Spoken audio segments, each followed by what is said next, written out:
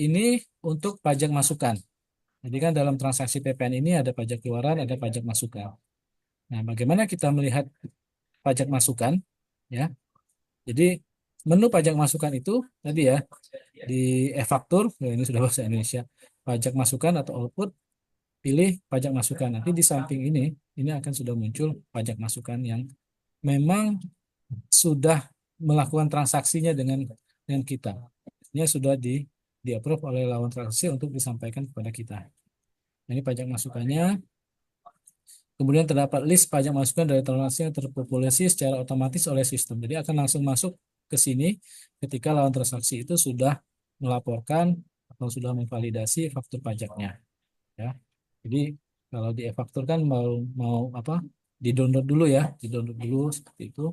Kalau di konteks ini ya mudah-mudahan akan bisa langsung muncul faktur pajak masukan yang memang sudah dibuat oleh lawan transaksi.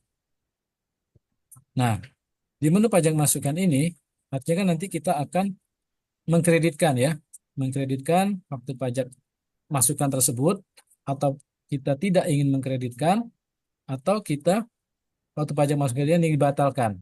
Jadi nanti di menu atas itu ada tiga pilihan, credit invoice, uncredit, ataupun back to approve.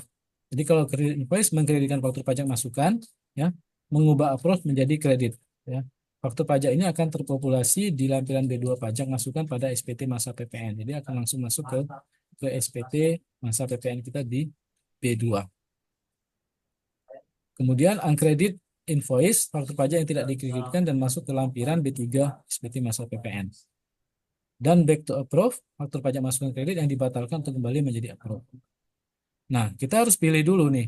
Pilih dulu faktur pajak tadi ya, masukan tadi itu akan kita pilih, baru setelah itu kita pilih yang mana nih? Apakah mau dikreditkan ataukah tidak dikreditkan atau mengembalikan faktur pajak masukan yang sebenarnya tidak dikreditkan menjadi dikreditkan dengan cara mencentang faktur tersebut. Jadi kalau contohnya ini, ya kita secara normal ya mengkreditkan faktur pajak tersebut. Jadi kita pilih centang faktur pajaknya, kemudian kita pilih kredit invoice. Jadi akan masuk ke lampiran B2 SPT masa PPN kita.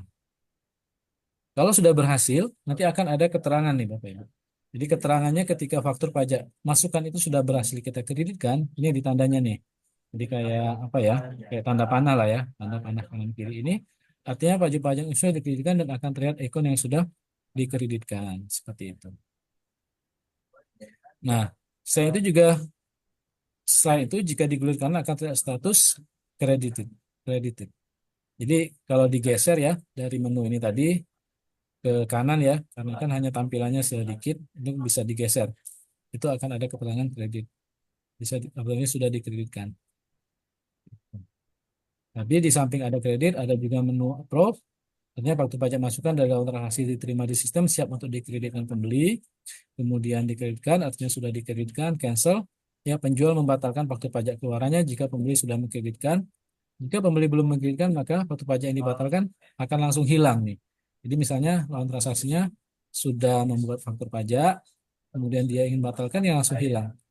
Tapi kalau misalnya sudah dikreditkan, itu akan muncul keterangannya, kemudian dibatalkan ya, itu akan muncul cancel.